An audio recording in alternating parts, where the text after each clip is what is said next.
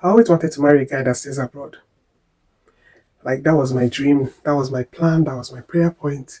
Anytime I prayed about marriage, it was always, Lord, let it be someone that stays abroad. Fast forward to the time I eventually got married. Fast forward to the time I eventually got married. Guess what? The man God gave me was not living abroad. In fact, he wasn't even living in one of the biggest cities in Nigeria. It was right there in my country, in my hometown. Not the picture I had in my head.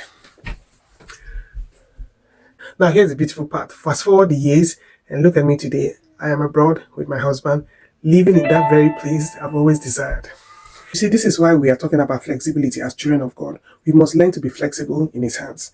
Now, in our flexibility, we also need discernment because, yes, we know God blesses, but the enemy too can package counterfeits. He can bring something that looks so real, so perfect, like it's the answer to your prayers.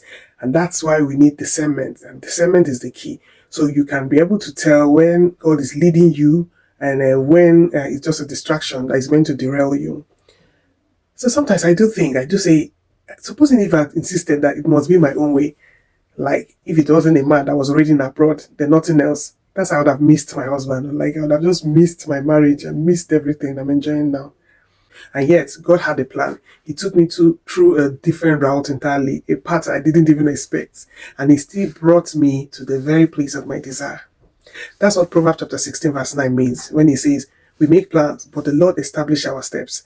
You may think you know how your life should go, but God knows the best way to get you there. If you think about Abraham, God told him, leave your country, leave your father's house, go to a land I will show you. No clear map, no explanation, nothing. But Abraham was flexible enough to move, and that one move changed the story of his life entirely.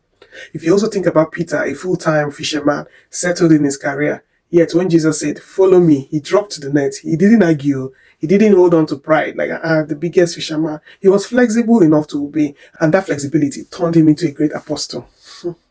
Now, bring it home to us. Some of us are stuck where we are because we refuse to bend.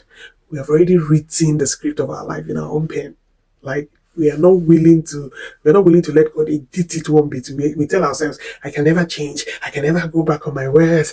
But the truth is that kind of stubbornness and rigidity can shut God out of that very thing He wants to do in us. We mustn't forget that God's plans are higher than ours. His ways are better than ours. Sometimes He will lead you through an unexpected path, not to punish you, but to bless you. So here's my gist today. Be flexible in God's hand. Don't hold on so tightly your own plans that you miss His better plan.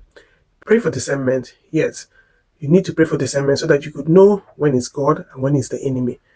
But also pray for a heart that is willing to bend when God says bend, and to move when God says move, and to wait when God says wait. Because at the end of the day, flexibility is not weakness. So it is strength. It is trust. It is you saying, Lord, I may not understand right now, but I trust that your way is best for me.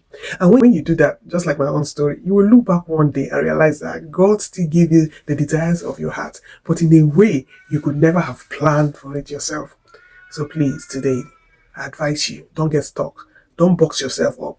Be flexible in God's hands, because the more flexible you are, the more useful you become in His kingdom. I hope this touches and blesses your life. Thank you so much for watching. Take care.